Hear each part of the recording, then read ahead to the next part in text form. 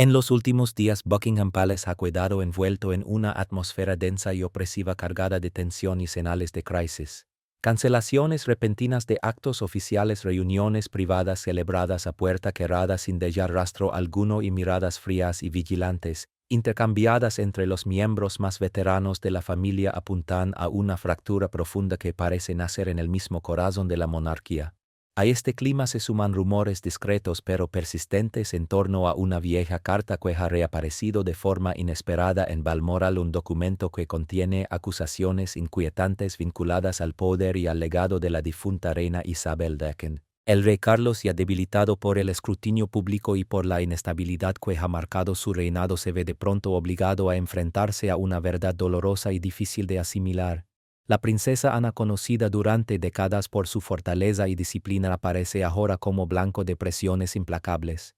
El príncipe Guillermo, sobrecargado por el peso de la sucesión, queda atrapado en una tormenta creciente de sospechas y amenazas que ya no puede ignorar. Y en cada conversación contenida, en cada gesto medido, un nombre domina tanto los temores internos de la familia como la atención del público: Camila, la mujer acusada de haber avanzado demasiado lejos en una peligrosa lucha por el poder. A medida que los secretos se espesan, las investigaciones se intensifican y las promesas antano pronunciadas se convierten en instrumentos de traición, surge una pregunta inquietante: ¿podrá la familia real conservar su frágil unidad o se encamina hacia una guerra interna despiadada librada en silencio, tras las puertas del palacio? En el verano de 2025, el castillo de Balmoral en las tierras altas de Escocia amanecía envuelto en una niebla espesa que cubría el paisaje como un manto. El aire estaba impregnado del aroma penetrante de la resina de pino y el viento helado anunciaba la proximidad de una tormenta. El rey Carlos III, a sus 77 años, avanzó con paso lento hacia la antigua biblioteca, donde estanterías de roble se curvaban bajo el peso de siglos de archivos reales. Había llegado a Balmoral con la esperanza de encontrar descanso, buscando un refugio de calma en medio de la agitación que sacudía al reino. Sus ojos azules reflejaban un cansancio profundo tras semanas de presión constante, protestas por el cambio climático creciendo frente a Buckingham Palace, voces jóvenes que lo tachaban de obsoleto y tensiones privadas tanto con Guillermo como con Harry que lo habían dejado exhausto. Anhelaba tan solo un instante de silencio, un libro antiguo capaz de alejarlo aunque fuera por un momento de las exigencias aplastantes de la corona. Un libro, murmuró mientras sus dedos recorrían lomos cubiertos de polvo donde la literatura clásica convivía con libros de cuentas de la Casa Real. Entonces ocurrió algo inesperado. Al posar la mano sobre un volumen de historia, un sobre amarillento y gastado se deslizó y cayó sobre el mármol. El golpe suave resonó en la sala silenciosa como un trueno lejano. Carlos se inclinó para recogerlo y sus manos comenzaron a temblar al reconocer la caligrafía de su hermana Ana dirigida a su madre, la reina Isabel II. La fecha lo dejó sin aliento: 1998, cuando Camila aún era una figura discreta en su vida, lejos de ocupar el lugar de reina. Dudó un instante con el pulso acelerado, pero algo en su interior lo empujó a continuar. Rompió el celo de Kera. El mensaje se desplegó en líneas irregulares, una escritura marcada por el dolor sin filtro: queridísima madre, te escribo desde una angustia constante. Camila me obligó a firmar documentos relacionados con el fondo patrimonial real. Fue un error juvenil, una mala gestión menor de un fondo personal, pero ella me amenazó con hackear lo público si me negaba. Un escándalo financiero asociado a la princesa Ana destruiría nuestra reputación. Dijo que lo hacía por miedo por ti, por padre, por Charles. Pero ahora veo con claridad que Camila no es una buena persona. Es ambiciosa y está dispuesta a sacrificar a cualquiera. Por favor, perdóname. Carlos quedó paralizado, rígido, mientras el peso de aquellas palabras se hundía en su pecho como un golpe irreversible. El papel se arrugó con fuerza en su puño mientras el color abandonaba su rostro, banado por la luz apagada que se filtraba a través de los vitrales. Los recuerdos lo asaltaron sin aviso. Isabel II, firme frente a tormentas interminables, siempre sosteniendo la corona con dignidad, pero cargando en silencio las grietas íntimas de su propia familia. Y Ana, su hermana fuerte, casi indestructible, que había atravesado un divorcio público sin quebrarse, aparecía ahora revelada como alguien acorralado, manipulado y sometido por Camila. Dentro de Carlos las emociones chocaban con violencia: la rabia por la traición, el dolor por haber amado a Camila con tanta ceguera durante años y un miedo helado al comprender que aquello podía ser solo el inicio, la punta de un entramado financiero capaz de poner de rodillas a la monarquía. Camila, Usaste a mi hermana, susurró con la voz quebrada mientras las lágrimas corrían por su rostro. No eran lágrimas de debilidad sino de una furia legítima y contenida nacida del hillo del hermano y del rey. En su mente se dibujó la sonrisa seductora de Camila ocultando una ambición fría y calculadora, presionando a Ana para que firmara documentos, amenazándola con el escándalo, todo con el fin de apoderarse del fondo patrimonial que formaba parte del legado de su madre. Su corazón quedó desgarrado entre dos caminos irreconciliables: enterrar la verdad para preservar la unidad de la corona o enfrentarla y desatar una guerra mediática despiadada. Balmoral, que siempre había sido un refugio, se transformó en su mente en un campo de batalla porque aquel secreto amenazaba con devorar todo lo que él valoraba. Se dejó caer con peso en un sillón de cuero agrietado mientras los pensamientos giraban sin control. ¿Qué otras verdades había ocultado Camila? Fondos secretos, propiedades dudosas que Ana había mencionado alguna vez en voz baja, y la pregunta más dolorosa de todas: ¿su madre lo había sabido? Había elegido callar para protegerlo solo para que ahora la carga recayera sobre él. No lo perdonaré, murmuró de nuevo, esta vez con una firmeza que sonó a juramento mientras secaba sus lágrimas y guardaba la carta en el bolsillo. Esto no fue un impulso imprudente, fue el inicio de una estrategia calculada. Reunir pruebas, enfrentarla y permitir que la verdad dictara su castigo. Salió al exterior bajo una lluvia fina. El viento escoques golpeó su rostro como una advertencia. La verdadera tormenta aún no había comenzado y él estaba decidido a afrontarla, incluso si eso significaba volverse contra la mujer que una vez había amado por encima de todo. En los días posteriores a Balmoral, Carlos regresó a Londres como un hombre parcialmente vacío, cumpliendo sus rutinas casi en automático, como si algo esencial se hubiera roto en su interior. La carta no lo abandonaba ni un instante. El conflicto íntimo se volvía cada vez más agudo. Aún amaba a Camila, pero aquellas palabras la retrataban como alguien implacable dispuesta a sacrificar a su propia cunada por dinero y control. Necesito la verdad completa, decidió una mañana cubierta de neblina, resolviendo enfrentarse a Andrew Parker Bowles, el exmarido de Camila y quizá la única persona capaz de comprender los aspectos más oscuros de él a que él jamás había visto con claridad. Andrew, ya superados los 80 años, vivía retirado y en silencio en Gloucestershire. Los recuerdos que Carlos conservaba de él, el militar seguro de sí mismo que una vez le arrebató a Camila, se convirtieron de pronto en una puerta necesaria hacia respuestas incómodas. El rey entró en un pequeño café a las afueras del condado. El corazón le latía con fuerza, no solo por la inminente conversación, sino porque aquel encuentro implicaba reabrir heridas antiguas. Los años en que Camila no fue suya, los escándalos de infidelidades que inundaron los tabloides y el riesgo de que un nuevo escándalo estalara si alguien descubría lo que estaba haciendo. El interior del café, con paneles de roble y el aroma cálido del pan recién horneado, parecía el último lugar del mundo donde alguien esperaría encontrar a un rey, y sin embargo Ali estaba a punto de enfrentar un pasado que ya no podía seguir ignorando. Andrew se levantó en cuanto Carlos cruzó la puerta. Su rostro embellecido se tensó en una sonrisa incómoda cargada de cautela. Majestad, jamás pensé que vendría a un lugar tan sencillo, comentó intentando sonar cordial. Se estrecharon la mano con rigidez. El contacto fue breve pero denso, como si los años compartidos y las heridas abiertas se comprimieran en ese gesto. Carlos tomó asiento sin rodeos. Sus ojos azules duros y cansados no dejaban espacio para cortesías. Andrew, necesito la verdad sobre Camila antes de que fuera reina. ¿Qué hizo realmente a mi familia, a Ana, al legado de mi madre? Andrew dudó. Alzó una taza de porcelana desgastada, bebió con lentitud y miró hacia los campos donde pastaban los caballos, como si necesitara tiempo para atravesar recuerdos aún dolorosos. Finalmente exhaló con pesadez y habló con una voz áspera. Camila en aquellos años era como una tormenta seductora, con una sonrisa capaz de desarmar a cualquiera, pero impulsada por una ambición sin frenos. Majestad, continuó como si reviviera la escena en 1997. Después de un acto real en Knightsbridge, Camila, exaltada por el champán, estalló en un pub elegante.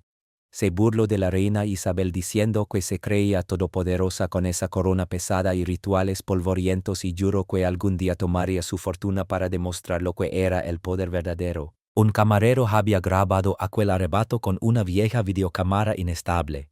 Andrew confesó que le costó una suma enorme recuperar esa grabación y mantenerla oculta.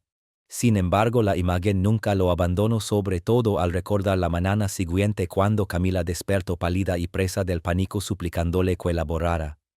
Si la reina se entera, todo se acaba, le decía. Andreu negó con la cabeza al recordarlo. Estaba asustada sí pero no arrepentida. Aquello fue solo el primer aviso de su ambición. Luego habló de su hijo Tom Parker Bowles, quien había dejado caer insinuaciones sobre negocios financieros ocultos. Camila, según él, había acumulado propiedades mediante fideicomisos discretos, antiguas mansiones de piedra gris en los Cotswolds, viñedos adquiridos con fondos de procedencia dudosa, inversiones de élites financieras. Andreu sospechaba que parte de ese dinero provenía de recursos del patrimonio real que Ana se había visto obligada a autorizar en 1998. Decía que era para proteger el futuro de Tom y de Laura. Añadió con la mirada perdida, pero yo entendí la verdad. Camila buscaba poder, no solo tu afecto.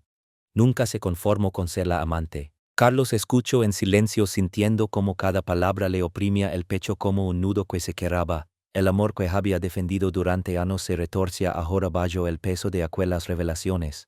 La rabia creció al imaginar la sonrisa pulida de Camila ocultando manipulación, utilizando a Ana para acercarse al legado de su madre y poniendo en riesgo el mismo trono que él ocupaba.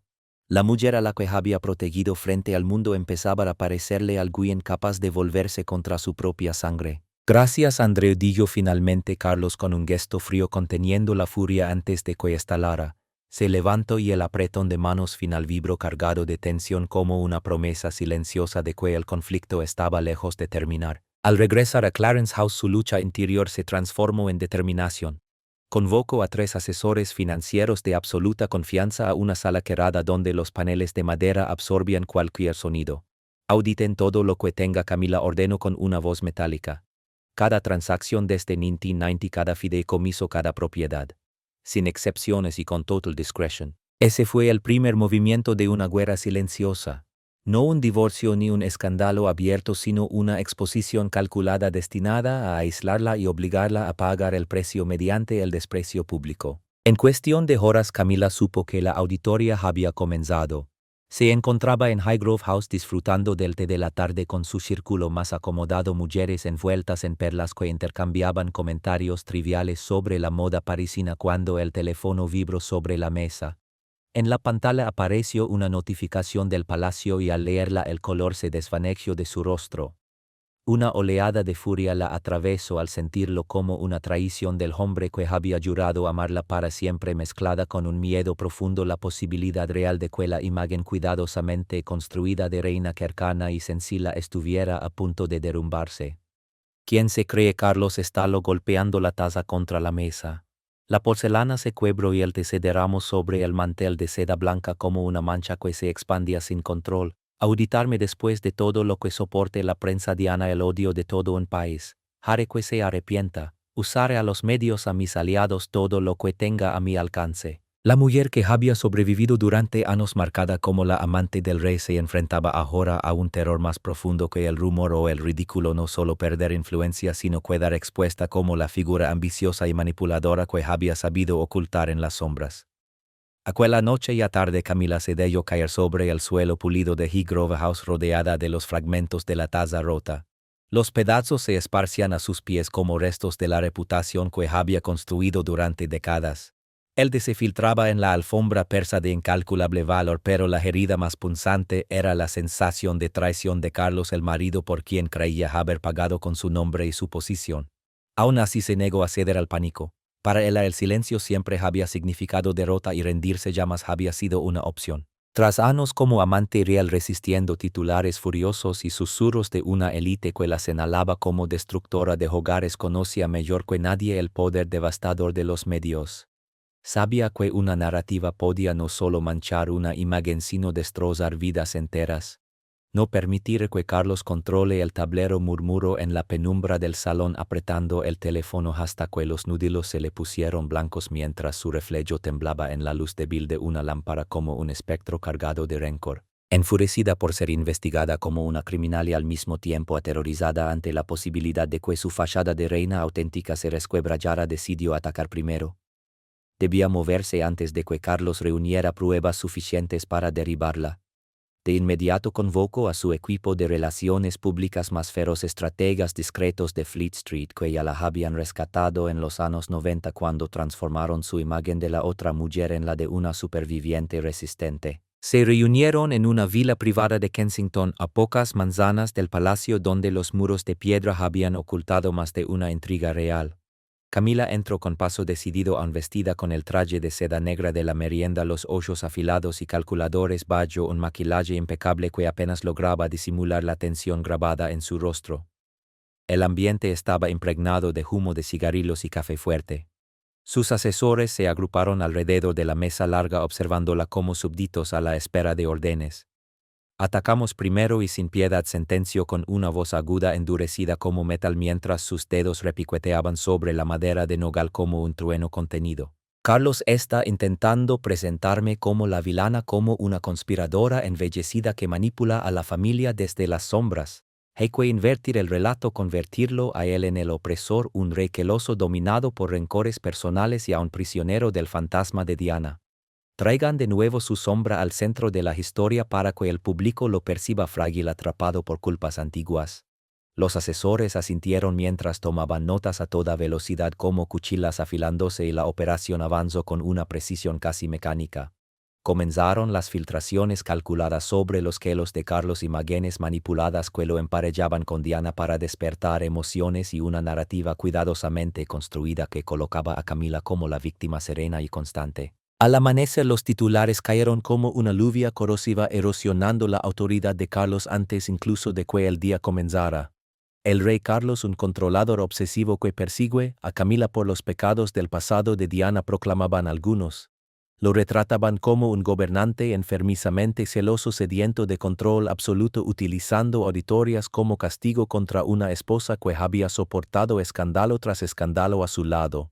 Poco después el Daily Mail remató con una imagen compuesta especialmente cruel, el rostro severo de Carlos junto a la sonrisa suave de Camila bajo un titular diseñado para herir, transformando a la antigua amante sufriente en reina y ahora en prisionera de su propio marido. Los artículos revisaban los errores pasados de Camila, sus relaciones, pero los reconfiguraban como una historia de victimización bajo una autoridad real opresiva, despertando la simpatía de muchas mujeres británicas que se habían encariñado con su imagen cercana durante sus apariciones en el campo.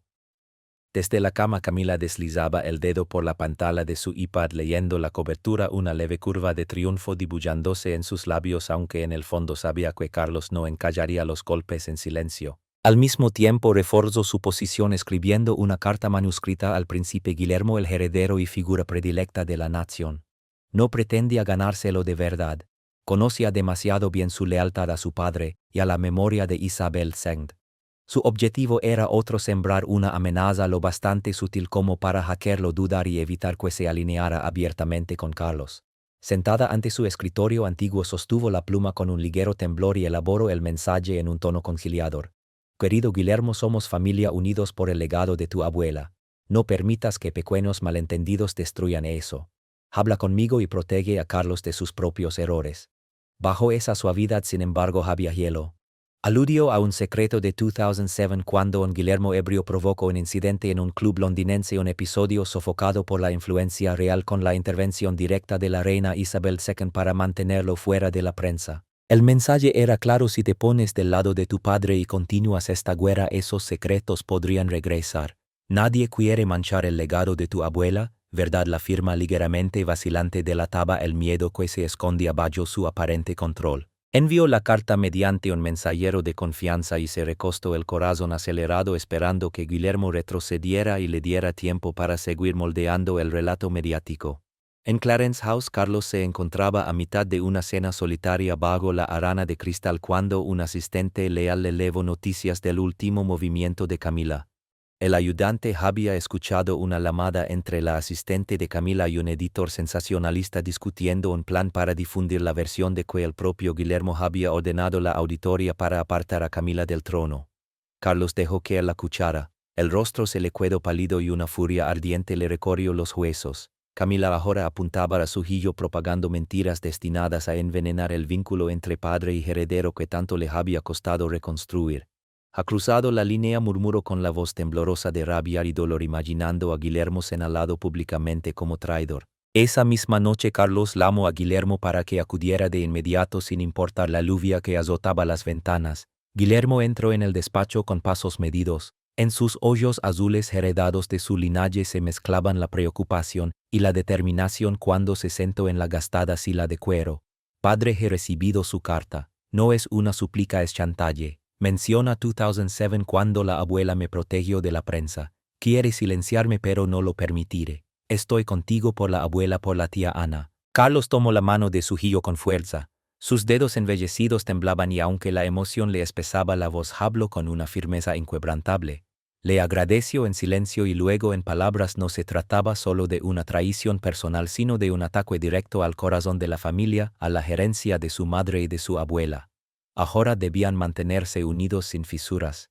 Con Guillermo plenamente involucrado, heredero al trono y figura joven adorada por la opinión pública, el conflicto dejó de ser un asunto privado para transformarse en algo mucho más grande. Ya no era Carlos contra Camila, era una lucha por proteger el legado de Isabel II frente a la manipulación desde dentro. Carlos se puso en pie, los ojos encendidos por una determinación dura, y dio la orden de convocar una reunión familiar de emergencia al día siguiente. Solo los tres, el Guillermo y Ana. Sin intermediarios, sin concesiones. Camila seria, confrontada de frente. En Highgrove, Camila sintió cómo la presión se quebraba alrededor de ella como un lazo invisible cuando leyó el informe de su asistente. Los rumores sobre Guillermo se extendían, pero Clarence House guardaba un silencio inquietante. Tal vez se estaban reuniendo, pensó mientras llevaba una copa de champán a los labios y esbozaba una sonrisa calculada para ocultar el miedo que le subía al pecho. Se dijo a sí misma que el público la prefería a ella, cercana, auténtica, accesible, con un encanto sencillo. No a Carlos con sus discursos ecológicos, ni a Guillermo con su ambición cuidadosamente disimulada bajo una fachada amable. Sin embargo, la inquietud se clavó como espinas. Imaginó a padre e hijo alineados revisándolo todo: la carta sobre la coacción a Ana, las propiedades oscuras en los Cotswolds, el rastro del dinero que la sostenía. Si eso salía a la luz, no solo perdería su título, sino la vida entera que había conquistado a base de resistencia. De amante despreciada a reina, y luego a traidora marcada por la historia. La ofensiva mediática no se detuvo tras la primera oleada de titulares. Se propagó como humo tóxico, asfixiando Londres y cruzando el Atlántico hasta convertir cada calle y cada pantalla en un campo de batalla. La prensa, voraz como una jauría, se lanzó sobre el pasado de Carlos con entusiasmo despiadado, transformando cada herida íntima en munición. Lo presentaron como un estratega rencoroso que había esperado décadas para vengarse de Camila por haberlo separado de la princesa de Gales, resucitando una y otra vez la figura de Diana, su sonrisa triste y sus lágrimas televisadas, ahora reimaginadas como el espectro de una vengadora. Columnistas de diarios influyentes afilaron sus argumentos. Era el amado Rey Verde, un gobernante de apariencias que usaba el poder para aplastar a la esposa que permaneció a su lado, pero la maniobra de Camila contra Guillermo enturbió aún más el relato, deformando el conflicto hasta convertirlo en un espectáculo familiar. Un tabloid gritó en titulares rojos: el príncipe Guillermo conspira para apartar a Camila y asegurar el trono, sugiriendo que no era Carlos sino el heredero quien impulsaba la auditoría, retratándolo como un oportunista joven decidido a moldear el legado de su abuela, eliminando a quien consideraba un estorbo junto al rey. En una villa discreta de Kensington, Camila se sentó rodeada de asesores bajo una luz de neón implacable. Sus ojos duros recorrieron las pantallas de las tabletas repletas de artículos recientes. Una mueca de autosatisfacción se dibujó en sus labios mientras el sudor frío le perlaba las sienes. Sabía que el tiempo jugaba en su contra. La auditoría de Carlos la atenazaba como un tornillo de hierro, y Guillermo, ahora enfrentándose abiertamente, se estaba convirtiendo en un peligro incluso mayor que el propio rey. Tras recibir su primera carta, Guillermo había respondido con una declaración breve pero contundente: desde Kensington Palace el legado de su abuela debía protegerse con verdad, no con mentiras. Esa sola frase, amplificada por su influencia, obligó a Camila a acelerar su estrategia si quería preservar la imagen cuidadosamente construida de reina auténtica antes de que la alianza entre padre e hijo asestara un golpe mortal. ¿Creen que pueden derribarme con susurros y una publicación?, espetó con desafío, aunque la voz le tembló en los bordes y sus dedos apretaron la copa de champán hasta hacerla crujir. Haré que se arrepientan. Empezando por Guillermo, ese muchacho arrogante que se atrevía a desafiarla en público. En ese instante decidió dejar de rodear el problema y enfrentarlo de frente. Camila dio la orden a su equipo de relaciones públicas de redoblar la ofensiva.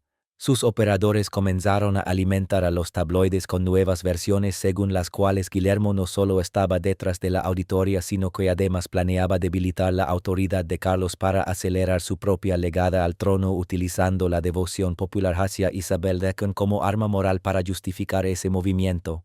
La narrativa se sembró con precisión quirúrgica diseñada para erosionar la confianza pública y enfrentar a padre e hijo bajo la apariencia de una lucha por el legado de la difunta reina. Al mismo tiempo Camila envió a Guillermo una segunda carta. Esta vez no hubo tonos conciliadores ni apelaciones familiares. El mensaje era directo y amenazante. Le advirtió que estaba empujando a la familia hacia una ruptura irreversible y que él conocía no solo lo ocurrido en 2007 sino otros episodios que jamás llegaron a la prensa gracias a la protección de su abuela. Si no se detenía todo saldría a la luz y el daño alcanzaría también a su padre. La misiva fue entregada por canales discretos sin dejar rastro. Era su última jugada para obligarlo a retroceder. Guillermo recibió la carta en Kensington Palace durante la cena con Kate y los niños. Al leer aquellas líneas envenenadas su expresión se endureció de inmediato. Apretó el papel con tanta fuerza que lo arrugó por completo mientras la ira le subía al rostro como un fogonazo. Comprendió al instante que Camila volvía a utilizar la memoria de su abuela como arma. Sin perder un segundo tomó el teléfono seguro y llamó a su padre. Le explicó que Camila lo estaba amenazando con revelar secretos enterados por Isabel y que debían actuar antes de que ella dirigiera el ataque mediático contra toda la familia. En Clarence House, Carlos optó por el silencio absoluto mientras la tormenta crecía. Ignoró incluso a los asesores que insistían en responder con un comunicado medido. En lugar de eso apareció en un acto sencillo en los jardines de Kew inaugurando un huerto ecológico. Su sonrisa educada ocultaba una determinación férrea. Más tarde ya en el coche oficial comentó con voz serena a un asistente que no pensaba reaccionar como esperaban. Para él el silencio era el arma más afilada en ese momento. Esa misma noche bajo la luz amarillenta de una lámpara antigua en su despacho privado Carlos se reunió con Guillermo y con la princesa Ana convocada de urgencia desde Gloucester. El ambiente estaba cargado como el instante previo a un relámpago. Ana se sentó en una butaca de cuero gastado. Su habitual firmeza se veía quebrada por unos ojos enrojecidos cuando por fin habló de lo ocurrido en 1998. Recordó cómo Camila se presentó sola en su oficina con una sonrisa dulce y una mirada cortante y la presionó para firmar documentos bajo la amenaza de exponer un error financiero menor y humillar a la reina ante todo el reino, lo que habría destruido a Carlos. Ana confesó que firmó por miedo por proteger a la familia y a los hijos de Carlos, pero que ahora entendía que aquello fue utilizado para controlar y apropiarse de lo que pertenecía a su madre. Sus palabras atravesaron la habitación como una cuchilla reabriendo heridas antiguas. Carlos bajó la cabeza mientras las lágrimas corrían por sus mejillas marcadas por los años. Guillermo conmovido tomó la mano de su tía y la apretó con fuerza asegurándole que no volvería a cargar sola con ese peso y que protegerían el legado de su abuela. Camila dijo con firmeza no saldría victoriosa. Con la tensión en su punto máximo, los tres redactaron con rapidez un comunicado conjunto destinado a los líderes más altos de la Casa Real y a los círculos clave de la prensa, exponiendo la realidad de Camila, no solo la manipulación mediante la carta que coaccionó a Ana, sino también los intentos de dividir a la familia mediante amenazas veladas y campanas mediáticas fabricadas. Consciente de su enorme influencia pública, Guillermo propuso ir más allá y mostrarse junto a su padre y a su tía en un acto benéfico la semana siguiente para que la unidad familiar fuera visible ante todos. Entonces llegó la última prueba, la más demoledora. Un asistente leal había grabado en secreto una conversación telefónica entre la asistente de Camila y un editor sensacionalista. La voz era inconfundible. En ella se ofrecían pagos en efectivo y favores a cambio de silenciar a Guillermo y aplastar los rumores con una frase clara: no permitir que ese muchacho lo arruinara todo. Carlos escuchó la grabación sujetando el teléfono con tanta fuerza que le temblaba la mano. Su voz al hablar vibraba de furia contenida. Camila ya no solo conspiraba contra él. Estaba apuntando directamente a su hijo, intentando comprar el silencio con dinero y amenazas. Esta era la prueba definitiva. No se trataba solo de una traición personal. Camila estaba intentando destruir el futuro de Guillermo. Mientras ella buscaba fracturar a la familia mediante amenazas veladas, sobornos encubiertos y una manipulación sistemática de la prensa, Carlos encontraba fortaleza en la unidad inquebrantable de su hijo y de Ana. El conflicto había llegado a un punto crítico, suspendido en un equilibrio frágil donde ambas partes comprendían que el siguiente movimiento decidiría todo. Tras 2 semanas asfixiantes con los medios rugiendo sin descanso y la auditoría avanzando cada vez más hacia estructuras financieras opacas, el rey Carlos III se sentía al borde del abismo. Los primeros informes de KPMG ya estaban en sus manos y describían irregularidades inquietantes en el flujo de dinero del fondo del legado, pero aún no lograban atravesar por completo las defensas de Camila. El temor lo atenazaba. Si dudaba un instante más, ella podría enterrar la verdad para siempre.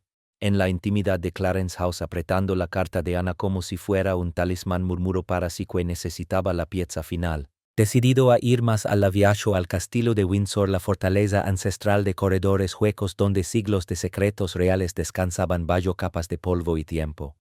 A finales del verano de 2025, Windsor parecía envuelto en una solemnidad espectral, con la niebla filtrándose entre los muros de piedra gris como susurros de monarcas ya desaparecidos. Con un abrigo de tweed gastado, Carlos descendió a las bóvedas subterráneas, un laberinto de estanterías metálicas y contenedores quebrados. Pasó horas allí completamente solo, armado únicamente con una linterna y guantes blancos, revisando documentos que iban desde el reinado de la reina Victoria hasta la era moderna. Cada vez que reconocía la letra de su madre, el pulso se le aceleraba. La mujer a la que había amado hasta el punto de sacrificar su propia reputación aparecía ahora en su mente como una traidora. Bajo el polvo espeso de una calle fechada en 2005, el año de su matrimonio, encontró lo que buscaba. No era una carta común, sino un memorando confidencial selado con cera real carmesí, escrito sin lugar a dudas por la propia Isabel Laken. A la luz tenue de la bóveda, el documento revelaba líneas cuidadosamente redactadas y cargadas de consecuencias. Camila se comprometía a no interferir en los fondos simbólicos del legado de la corona, incluidos activos personales y fideicomisos benéficos. A cambio, su reputación sería protegida ante la prensa y sus transgresiones pasadas no serían perseguidas. Además, se comprometía a no revelar ni explotar secretos familiares. Al final, una cláusula manuscrita con trazos ligeramente inestables lo dejaba todo claro: si se incumplía el acuerdo, quedaría anulado. Firmado Elizabeth R. Carlos se dejó caer sobre el frío suelo de piedra, rozando el papel con los dedos como si tocara el espíritu de su madre. Él había firmado aquello para protegerlo, para permitir su matrimonio sin desgarrar la monarquía. Con la voz quebrada susurró en la oscuridad que su madre había perdonado por él, y las lágrimas recorrieron su rostro marcado por los años. El descubrimiento lo destrozó y al mismo tiempo lo iluminó. Ese acuerdo explicaba todo. Camila había prometido contención para asegurar su lugar a su lado, solo para violar después cada compromiso, desviando fondos, presionando a Ana y ocultando propiedades dudosas. Ya no era simple ambición, sino una traición profunda, un ataque directo al legado de Isabel y sí a su propio corazón. Mientras los detalles de la auditoría comenzaban a filtrarse con mayor amplitud, los primeros artículos del Financial Times insinuaban flujos irregulares dentro de los fondos reales. Camila comprendió que debía reaccionar con agresividad para sofocar el incendio. Concertó una entrevista exclusiva con el Telegraph grabada en Highgrove House. Sentada en un salón cálido frente a una chimenea crepitante, vestía un suave vestido de seda verde y construía con cuidado la imagen de una víctima digna. Sus ojos brillaban con lágrimas ensayadas, su voz temblaba con control calculado. Negó la existencia de cualquier acuerdo y aseguró que se trataba de viejas mentiras resucitadas por Carlos para dañar la causa. Insinuó porque seguía atormentado por Diana y por sus propios errores. Declaró amar al rey y al país, afirmando que su único deseo era proteger a la familia, y concluyó secándose los ojos con precisión que la auditoría respondía a una venganza personal, no a la justicia. Lejos de calmar la tormenta, sus palabras la avivaron. Etiquetas como traición Camila y la verdad de Carlos estalaron en redes sociales, acumulando millones de visualizaciones en cuestión de horas. Los comentarios se multiplicaron, cargados de escepticismo y cansancio. Un público ya agotado por controversias reales anteriores comenzó a preguntarse si la segunda reina era realmente tan honesta como afirmaba, o si no era una vez más otra oportunista más dentro de una historia que parecía repetirse sin fin. Los sondeos rápidos de YouGov mostraron un desplome inmediato. La aprobación de Camila cayó un 15% de la noche a la mañana, especialmente entre mujeres de mediana edad que hasta entonces habían sido su base más fiel. Desde sus aposentos privados en Highgrove, Camila observaba la repetición de la entrevista encogida en un sillón de cuero, aferrando un cojín de plumas con tanta fuerza que los nudillos se le volvieron blancos. La rabia ardía al comprobar que su negación no había apagado el incendio, mientras el miedo se infiltraba a medida que el ánimo público cambiaba. Las llamadas de amigas influyentes se fueron apagando, sustituidas por mensajes cautelosos breves, casi incómodos. ¿Estás bien? ¿Pasa algo? Golpeó el cojín hasta rasgar la tela como si algo dentro de ella se quebrara al mismo tiempo. Me creerán, espeto. Tienen que hacerlo. Soy la reina, no una intrigante. Charles quiere pintarme así. Pero el temor ya había mutado en algo más oscuro, cerrándose a su alrededor como un lazo.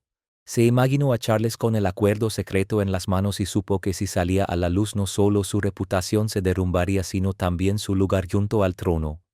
Se abalanzó sobre el teléfono y lanzó órdenes a sus asesores: redoblar las negaciones, convocar más expertos, blindarla a cualquier precio. Charles avanzaba con pruebas irrefutables del pasado. Camila respondía con mentiras cada vez más desesperadas. Y la opinión pública, el arma más afilada de todas, empezaba a inclinarse sin remedio hacia la verdad. En una noche de tormenta feroz en el castillo de Windsor, con relámpagos desgarrando el cielo como advertencias de la propia naturaleza, el rey Carlos III permanecía solo en su despacho. Las llamas de las velas temblaban, proyectando sombras inquietas sobre su rostro surcado por los años, donde se había asentado una determinación implacable. Sobre el escritorio de roble reposaban los informes finales de la auditoría de KPMG. Confirmaban que Camila había desviado más de 3 millones de libras del fondo del legado real, exactamente como Andrew Parker Bess había insinuado. Aún así, Carlos no atacó de inmediato. Sopesó cada alternativa con cuidado: retirarle el título de reina y cerrar el asunto con rapidez, reducir drásticamente su papel en los actos oficiales, o incluso considerar un divorcio que reabriría heridas ligadas a la tragedia de Diana. Las descartó todas con un brusco movimiento de cabeza. En la penumbra su voz sonó firme, casi severa, no seria, indulgente. Ella debía cargar con el desprecio de por vida, del mismo modo que su madre y Ana habían soportado su dolor. No era solo el veredicto de un rey, sino la promesa de un hijo decidido a defender a su madre, de un hermano dispuesto a corregir la injusticia sufrida por su hermana, y de un monarca que colocaba la justicia por encima de una paz frágil. Aquella misma noche lluviosa se transformó en un silencioso campo de batalla cuando Carlos impulsó la búsqueda final de pruebas. Abrió un dossier negro y revisó una montaña de evidencias recopiladas durante meses. La carta de Ana de 1998, donde relataba cómo Camila la había obligado a firmar documentos usando la amenaza de un escándalo para ganar control sobre el fondo del legado. El recuerdo de Andrew Parker Bess sobre la grabación de 1997, en la que una Camila ebria se burlaba de Isabel II y proclamaba que algún día se apropiaría de su fortuna para demostrar el verdadero poder. Los libros contables de los archivos nacionales, que registraban una retirada de 1,2 millones de libras a finales de los 90 autorizada por una supuesta delegada Camila misma. Escrituras notariales de los Cotswolds que mostraban 3 mansiones en fideicomisos transferidas fuera del patrimonio real en 1999. Registros del pub de Knightsbridge con aquellas palabras venenosas de 1997. Correos electrónicos de la antigua secretaria de Camila que revelaban 2 millones de libras desviadas de una organización benéfica a su cuenta personal en 2005. Y finalmente el memorando de ese mismo año entre Isabel II y Camila, con la promesa de no interferir en el legado, celada por la advertencia manuscrita de la reina: si se incumple queda sin efecto, Elizabeth R. Aún así, Carlos buscaba algo concluyente, una prueba capaz de anular cualquier negación. De forma discreta ordenó a un equipo encubierto dirigido por un exagente del MI5 vigilar las comunicaciones actuales de Camila. La vigilancia dio fruto. Un ayudante le entregó una nueva grabación interceptada entre la asistente de Camila y su abogado personal. Desde el pequeño altavoz la voz afilada de la asistente resonó con urgencia: detengan la auditoría. Retrocederá si negociamos. El jefe pagará sin escatimar dinero en efectivo, cargos, lo que haga falta. La grabación, captada apenas 3 días antes, dejaba claro que Camila seguía intentando comprar su salida incluso cuando el cerco ya se cerraba. Charles apretó el teléfono con fuerza. La ira le hacía temblar la voz. Aún acorralada continuaba moviendo los hilos. Poco después legó otra pieza decisiva, una declaración jurada manuscrita entregada en secreto tras el contacto del equipo. Un joven empleado de las oficinas reales que ahora vivía discretamente en un suburbio de Londres escribió que la reina Camila le había ordenado borrar rastros de terrenos en los Cotswolds, amenazándolo con perder el empleo y con campanas de difamación si se negaba. Un asesor jurídico independiente verificó el testimonio. Aquello demostraba que Camila no solo desviaba fondos, sino que usaba su autoridad para intimidar y forzar voluntades, reproduciendo el mismo patrón que Ana había descrito años atrás. Charles leyó la frase en voz alta con la mano inestable. Estaba repitiendo el mismo pecado, el control mediante amenazas. Entonces dio el siguiente paso: la publicación. Con el máximo sigilo contactó a The Times, el diario más respetado del Reino Unido. El dossier completo fue enviado por mensajero de confianza con instrucciones precisas: imprimirlo tal cual, verificarlo de manera independiente y proteger a los testigos. Solo hechos sin añadidos. El editor devolvió la llamada por un canal seguro. Majestad, dijo, esto será la bomba que sacudirá a la realeza. Charles colgó y se quedó solo mientras el trueno rodaba más allá del cristal. Mirando la tormenta, habló en voz baja: a la oscuridad nunca perdonaré. Mi madre y mi hermana merecen protección aunque hayan guardado silencio. Camila pagará con un aislamiento de por vida. No sería una pelea caótica en los medios, sino un golpe calculado desde las sombras, la liberación de una verdad tan pesada que obligaría a Camila a enfrentarse al juicio imparable de la opinión pública. La mañana del 13 de septiembre de 2025, Londres amaneció bajo un cielo plomizo y una llovizna fina que caía como lágrimas silenciosas de la historia sobre los jardines del palacio. El mundo se estremeció cuando The Times hizo estallar su portada la mayor traición de Camila, expuesta en una grabación filtrada. A lo largo de 5 páginas densas, el periódico desgranó cada prueba que el rey Charles había reunido con paciencia. La carta de Ana de 1998 relataba cómo Camila la presionó para firmar documentos y ocultar un error financiero. Andrew Parker Bs confirmaba la existencia de una grabación de 1997 en la que Camila insultaba a la reina Isabel II. Registros de los archivos nacionales verificaban una retirada de 1,2 millones de libras del fondo del legado en 1999, autorizada por Camila. Escrituras notariales de los Cotswolds demostraban la adquisición de 3 propiedades con dinero real. Registros del pub de Knightsbridge conservaban sus palabras venenosas de 1997. Correos electrónicos de su exsecretaria revelaban 2 millones de libras desviadas a su cuenta personal en 2005. El memorando de 2005 entre la reina y Camila confirmaba el compromiso de no interferir en los activos del legado. Una grabación reciente mostraba a la asistente de Camila ofreciendo sobornos para frenar la auditoría. La declaración jurada de un empleado real la acusaba de amenazas para borrar registros de tierras.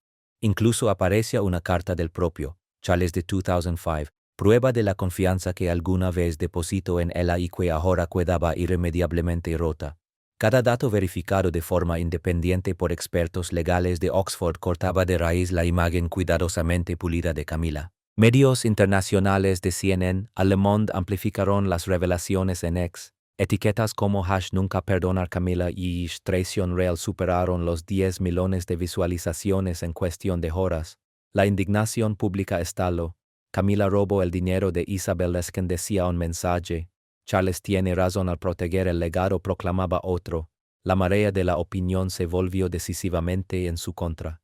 Organizaciones benéficas vinculadas a los fideicomisos de Camila entraron en pánico, maniobrando como barcos que hacen agua.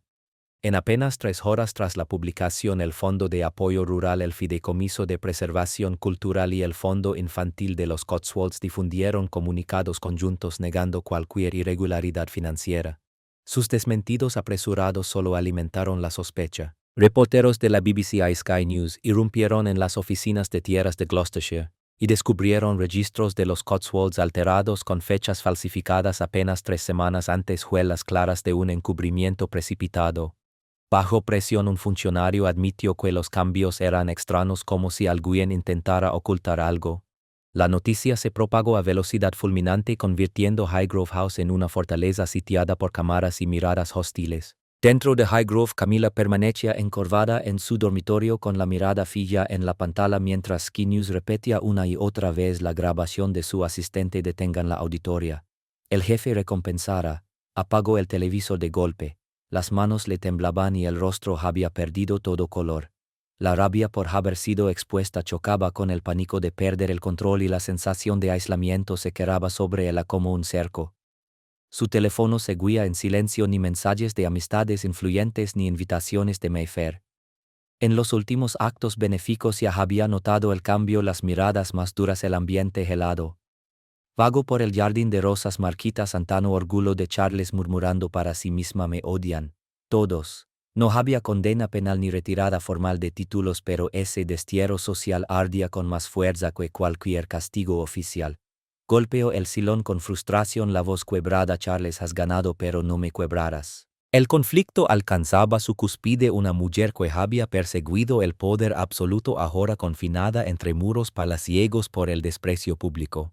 Charles, en cambio, blandía el silencio como su arma más eficaz. Aquella mañana el rey apareció en un oficio en la catedral de San Pablo junto a William y Kate, con la luz del sol atravesando los vitrales. Los reporteros se agolparon, micrófonos en alto.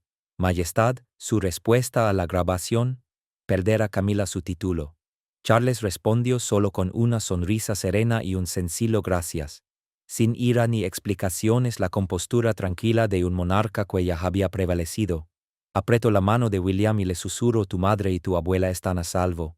William sostuvo su mirada con un respeto inequívoco. Buckingham Palace no emitió comunicado alguno, pero los hechos hablaron por sí solos. CNN calificó el episodio como el mayor escándalo real desde 1936. Le Figaro preguntó sin rodeos: ¿sigue siendo Camila reina?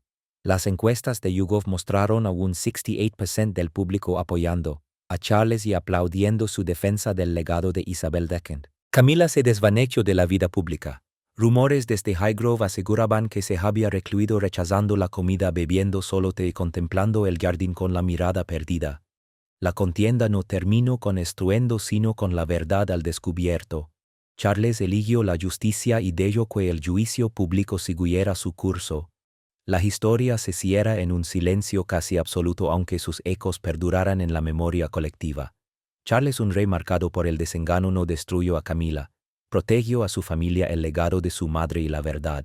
Camila, antano consumida por sueños de poder, quedó frente al frío y persistente desprecio de la historia. Sin cadenas, solo bajo la mirada implacable del público, Balmoral, donde todo comenzó, permanece como símbolo de que la verdad acaba imponiéndose, y Charles, gobernando sin estridencia, se mantiene fiel a quienes le precedieron. ¿Qué sientes al ver a Charles, William y Anne unidos frente a las maniobras de Camila? ¿Te conmueve el dolor de Charles al descubrir la traición de la mujer a la que amo profundamente? Comparte tu opinión en los comentarios. Recuerda dar me gusta, compartir y suscribirte para más contenidos. Además, haz clic en el siguiente video que aparece en tu pantalla. Te gustará, tu pantalla te gustará, tu pantalla te gustará, tu pantalla te gustará, tu pantalla te gustará, tu pantalla